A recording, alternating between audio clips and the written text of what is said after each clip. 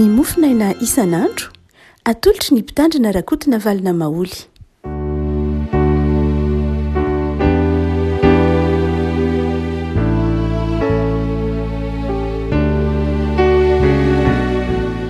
Amirava tsy afako tratra ity alaby fa valon'ny volana mety mofinaina voalahatra dia nibokony mika-paminany mika toko fatelo andiny fadimy katramin'diny fa roa ambin'ny folo mika toko fatelo andiny fadimy katramin'diny fa roa ambin'ny folo amin'ny anaran'i Jesosy. Izao no lazain'i Jehovah ny amin'ny mpaminany izay mampania sy ny oloko dia ireo izay manaikitra amin'ny nifiny nefa mitovy fiadanana ary izay tsy manisy hanina eo am-bavany kosa dia antsony anaovany ady masina. Koa izany no isian'ny alina aminareo ka tsy hisy fahitana ary maizina aminareo ka tsy hisy fankatoavana fa ilentika tsy hazava tsy hanazava ny mpaminany ny masoandro ary maizina amin'ny andro dia homenatra ny mpahita ary angahiay ny mpanao fankatovana eny hitampom-bava avokoa izy rehetra satria tsy misy valiny avy amin'Andriamanitra fa izao kosa dia feno hery dia ny fanahin'i Jehovah mba amin'ny rariny sy ny fahirizana mba hanambara amin'ny Jakoba ny heliny sy amin'ny Israely ny fahotany.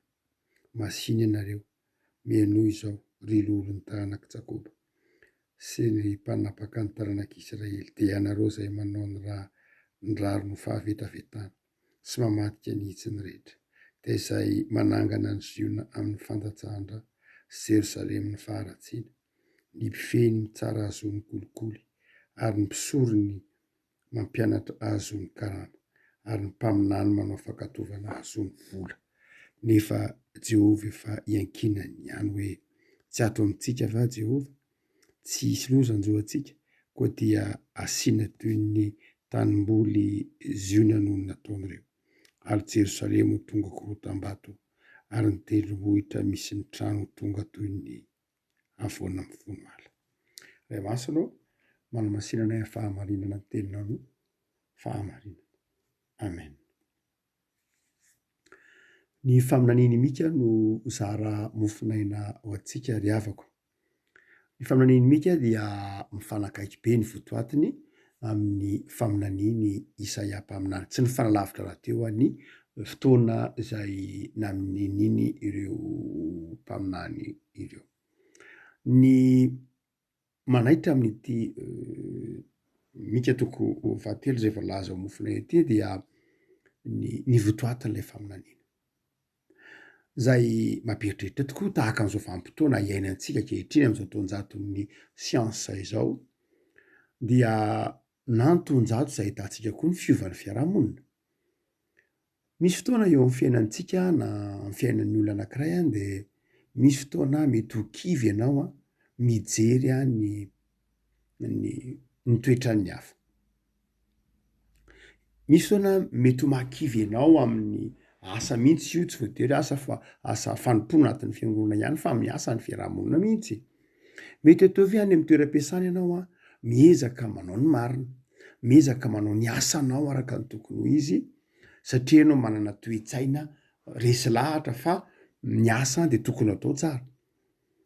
Ary mety misy olona tahaka izany mihitsy hoe rehefa mijery manodidina any izy dia ilay ravoravo-tànana satria ny olona rehetra dia izao na ny mpiara-miasa amin'ny rehetra dia izao tsapany ho mivily lalana, tsapanao mivily lalana ohatra. Ianao zany miezaka mba mari-potoana any am-piasana fa misy tsy miraharaha, misy tara ihany izy miala aloha ihany izy mety ianao miezaka andeha amin'ny fahamarinana fa misy ny sasany manao kolikoly, misy ny sasany manao tsy fahamarinana. Ianao miezaka mba hanaja ny mpiara-miasa aminao na ny resaka efa naovanao am-piasana raha miezaka ianao mba ho resaka mampandroso fa tsy resaka misintona mihidina na resaka mampirefarefa amin'ny tany toy ny hoe resak'olona na resaka tsy mitombona na resaka fiainan'olona manokana ny velabelarina. Indray ianao ao anatin'ny fiainana dia mahatsiaro hoe mahita olona tahaka izany kivy eo anoloanan'ny fihetsiky ny hafa ny eo amin'ny fitondrantenan'ny hafa. Mihitsy eto dia nahita ireo mpaminany izay tamin'ny androny dia mpaminany izay mpaminany mpisorona izay hafahafa fitondrantena.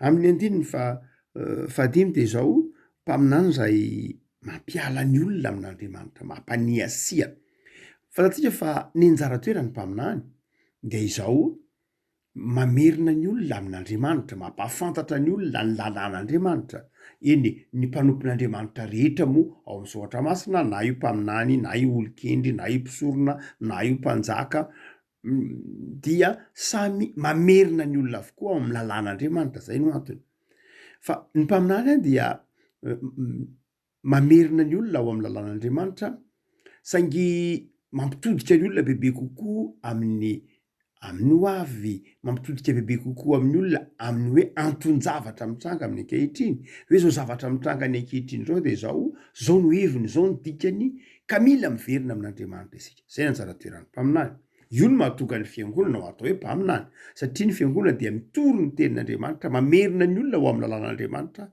ary mitondra fanazavana amin'ny dikan'ny zavatra ankehitriny amin'ny alalan'ny famakinany zavatra masina dia eto nefa misy mpaminany zay ambarany mika hoe mpaminany hafahafa satria raha ny tokony ho izy de zao tokony mamerina ny olona ao amin'Andriamanitra izy saingy izy ndray mampisalasala ny olona mampirona ny olona hiala amin'ny fampianarana mampirona ny olona hiala amin'Andriamanitra mampania si zany hoe mahatonga ny olona miriorio amin'ny finoana mahatonga ny olona tsy maro toerana amin'ny finoana mahatonga ny olona zay tsy resy lahatra mihitsy ary nefa rany amin'ny fivavahana inona no mahatonga zany satria mpaminany mitady intérêt mpaminany mitady tombotsoa ary io ny filazany mihitsy azy hoe za mpaminany zany de zao ndraindray izy manaikitra amin'ny nifiny mihitsy zany hoe masika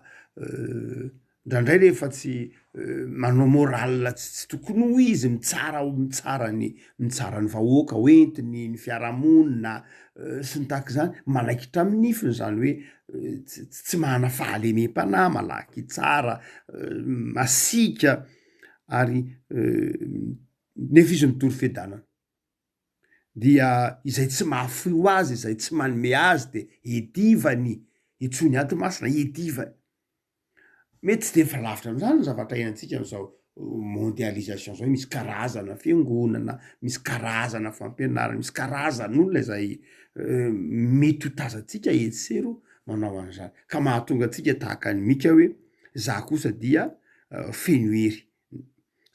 feno hery dia ny fanahin'ny Jehovah mba amin'ny rariny sy ny faherezana ry havako mety mpitranga ny tahaka zany ary io tsy mpisorona ihany tsy ny mpaminany ihany fa ny mpisorona koa dia ny mpifehy ny 9:10 ny mpifehy ny mitsara ahazony kolikoly zany hoe lay fahalovana amin'ny fiarahamonina zany io mpifehy zany de zao olona tsy tokony manao kolikoly zany olona mitandro ny filaminana zany ny mpifehy de zao mpitandro filaminana rehefa ny mpitandro ny filaminana ny manao kolikoly de tahaka ny mpifehy manao kolikoly de miboraka tsy misy inona lasa fenana baranahany satria tsy mipetraka araka ny tokony ho izy tsony ny fifampifehezana zay mahatonga ny mika eto miteny hoe mpifehy manao kolikoly mpitandro ny filaminana zay mitandro ny filaminana nefa ny manao kolikoly de tsy mitandro ny filaminana tsony izy fa miteraka korontana 9:10 ny mpisorona mampianatra azony karama lasa pikarama lay mpisorona hoy mika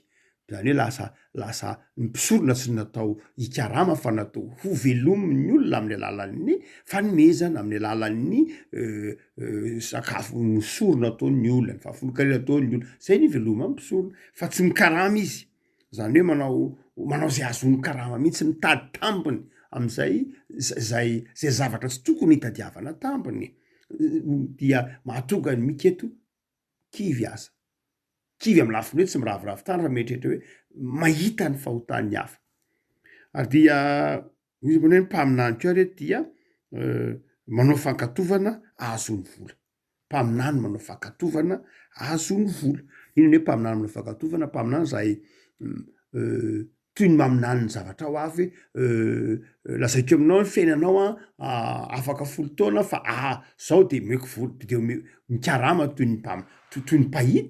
ny pahita hitantsika am'izao andro ankehitriny zao nge zany hoe mikarama araka le hitantsika eo mitovy amin'ny hitantsika eo amin'ny asany am'izao toko 140 le misy olona manana fanahy mahavaly de misy zavatra very dia ametrahana fanontaniana izy hoe inona no tokony ataonay, ahoana fiainanay amin'ny ho avy, ahoana ny mety ataonay ve zao, inona ny tokony fetiky ifandraisany amin'ny ranona sy rano, de mahazo vola. Ny mpaminany tsy zany, tsy zay ny asan'ny mpaminany. Ny mpaminany tsy lafiny, tsy dimension hoe individuel zavatra tombontsoa manokana ho an'ny tena ohatr'izany ny faminaniana ny mpaminany, fa ny mpaminany dia tena lafiny mitodika ho an'ny firenena, ho an'ny mpiarabelona, ho an'ny fiarahamonina. De hitany mika ary zany zavatra rehetra zany. Tahaky ny mety ho ahitantsika an'izany amin'ny toeram-piasana na amin'ny toerana misy atsika. Mika mpaminany eto saingy mahita ny fahalovany faminaniana, mpaminany mahita ny fahalovany fiainan'ny ireo mpisorona ro namany tamin'ny fotoana andro, de mety ho tahaka zany ko tsika indraindray. Misy fotoana mba te hanao zavatra ihany, misy fotoana mba te hijoro, misy fotoana te mba mahatsiaro mieritreritra manao hoe olombelona mba manana didy aho eo anatrehan'ny fiarahamonina, manana didy aho eo anatrehan'ny mpiarabelona amiko. Misy fotoana tena te hijoro mihitsy zay vokatry ny asan'ny fanamasina ny anatintsika, de te hijoro, te hitondra zava-baovao, te hanarina, te hiezaka. Kanefa tojo lay fiarahamonina zay malay nivoatra, fiarahamonina zay misintona anao miverina, fiarahamonina zay tsy manaiky lay zavatra zay mety heverina ho tokony ekena. Dia manoloana an'izany ary, de inona ny fihetsiky mika? Mika ve nanaraka ireo zay nitovy miara-nihira taminy? Mampatsiaro ny tenin'ny Soatra Masina hoe aza ny ratsy misy no ray tahaka. De izao tsy makatahaka ny ratsy ianao. Rehefa tody zavatra tahaka izany ianao anatin'ny fiarahamonina amin'ny toeram-piasana, hoe ny olona rehetra mivily, ny olona rehetra efa manao an'izao rehetra de mika eto de maminany hoe zao no izy miorena tsara. Miorena tsara izao miteza handray ny fanamasina. Andiny ny fahavalo, fa izao dia feno hery de ny fanahin'i Jehova. Zany hoe miteza hitoetra amin'ny fanahy, hitoera ny fanan'Andriamanitra, mijoroa amin'ny fanan'Andriamanitra, miteza hiaina ny fanan'Andriamanitra, miara-miaina ny fanan'Andriamanitra. Zany hoe rehefa mahita zavatra tahaka izany de zao aza variana mijery ny zavatra tahaka izany ianao. Aza makatahaka an'izany, aza makatahaka ny fanao an'izao tontolo izao. Mijoroa ianao, mandehana amin'ny fiainana fifaliana, matokiny herin'Andriamanitra.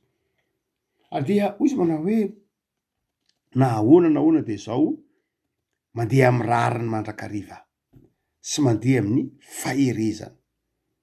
Afako ny toe-javatra enantsika ankehitriny dia mitaky fijoroany ny kristianina amin'ny fahamarinana, mitaky fijoroany ny kristianina amin'ny rariny, amin'ny zavatra tokony ho izy. Raha mitentsika hoe rariny sy fahamarinana de zao Soratra Masina zany, didin'Andriamanitra zany. Ka manoloana be zao zavatra hitantsika fahalovana manodidina anao zao de aza mijery olona. Fa raha vao mijery olona ianao de zao manjary kivy ka mety hakatahaka mihitsy, na mety mane sahako vizana za tsy mahavita tso za rery fe inona mba vitako eto, fa izao matokiny herin'Andriamanitra. Matokiny herin'Andriamanitra de mijoroa amin'ny zavatra tian'Andriamanitra hijoroana anao de amin'ny fahamarinana, amin'ny fitiavanamana, amin'ny fitiavan'ny mpiarabelona, amin'ny fitiavan-tanindrazana. Zany endrika isehon'ny rariny. Izy manao koa hoe amin'ny faherezana, amin'ny lafiny ara-pivavahana, miorena amin'ny vavaka, miorena amin'ny tenin'Andriamanitra. Zay le hoe faherezana. Afako aza variana aza mety ndraindray rehefa miresaka amin'olona de lasa mihiba negativa daholo ny resahan'ny olona satria variana amin'ilay fahalovana fa tsy mahajoro vavolombelona. De mijoro vavolombelona. Ny kristianina anivon'ny fiarahamonina tsy orana akory fa vahaolana. Tsy hitanisa olana fotsiny ny kristianina fa natao hitondra vahaolana. Raha ohatra ka tsy mpitondra vahaolana ianao de zao aizy Jesosy zay mahataony azy fijaliana nge vahaolana e.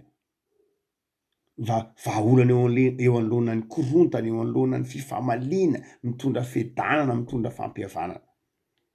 Dia hoy ihany mika manao hoe tsy zay ihany fa izao hanambara ny Jakoba ny heliny sy amin'ny Israely ny fahotana. Zany hoe tsy hijanona amin'ny hoe de ny olona moa zany sy mety de za tsy hanaraka izay ataony fa zao no izy za angina de tsy zay ny kristiana fa mijoro tahaka mika inona le hoe hanambara amin'ny Jakoba ny elony sy amin'ny nisy naherin'ny fahotany mifananatra mifampiteny hoe tsy mety ange zao hoe andao mba amboarina izy ty, andao mba hiaina ny fiaina fahamarinana, andao hiezaka, andao anao zay mety ho tsara fahana mampandroso, andao anao zay mety ho mahafinaritra fahana amin'ny lafiny zavatra maro fahana miezaka andeha anao zay mahitsy eo anatrehan'Andriamanitra. Revako amin'ny vanim-potoantsika hoe sarotra izao dia manentana antsika ny tenin'Andriamanitra akaiky ny Pentekosta itsika dia mahatoky ny fitantanan'Andriamanitra isika fa Andriamanitra dia Andriamanitra diatsika, Andriamanitra dia Andriamanitra fahazavana, Andriamanitra zay mampianatra antsika ny fahatsara-piainana rehetra ka tsy mamela antsika ho kivy ao anatin'ny zay mety olam-piarahamonina, ao anatin' zay mety ho fahavoazan'ny fiarahamonina dia nitaona antsika kosa handray ny fanamasina eto ny tenin'Andriamanitra, handray ny fanamasina de ilay fanamasina zay efa nampanantenain'ny Tompo fa omeny antsika amin'ny alalan'ny finoantsika an Jesosy. Dia iteny tahaka ny Isaia mpaminany ianao ao anatin'izay mety ho fangatsiahana, ao anatin'izay mety ho korotana, ao anatin'izay olana mety ho hitanao amin'ny fiarahamonina de iteny tahaka ny Mika azafady manao hoe fahizà dia feno hery satria ny fanahin'i Jehova de miaraka amiko mitoetra ato amiko. Zany dia mahireza fa ny fanahin'Andriamanitra fanahy mahery, mampahery anao tsy ho kivy, mampitraka anao tsy ho reraka, mampionona anao amin'izay rehetra mety ho fahasarotan-javatra zay lalovanao. Ivavaka isika. Jesosy misaotra anao zay fa nomenao anay ny fanahinao masina mba hahatonga anay mahana fifaliana sy fijoroana eo anivon'ny fiarahamonina na mpiarabelona aminay. Ny fanahinao masina zay fanahy mahery, ny fanahinao masina zay fanahy endry, ny fanahinao masina zay fanahy mpampianatra mpitaridalana de ampitoera ty anatinay zany mba hahatonga anay ahavita hijoro ho mpitondra ny fiadananao, ny fifalianao amin'izay rehetra anirahanao anay. Mivavaka zay Jesosy. Mampahirezo, ataovy miankina mandrakariva aminao, ataovy mitoetra mandrakariva aminao, aza mahafoina mahasaraka anay ianao Jesosy. Zao tena ny herinandro zao dia misaotra anao ny amin'izay fanomenao anay, dia diovy ny fonay ary manjaka diam-ponay. Jereo ny asanay Jesosy, jereo ny tokantranonay tsirairay avy, jereo ny tanindrazanay, jereo ireo mpiarabelona aminay, ataovy mahery, mijoro marina, mijoro ho mahitsy, mijoro ho tianao Andriamanitra. Amin'ny anaranao Jesosy. Amen.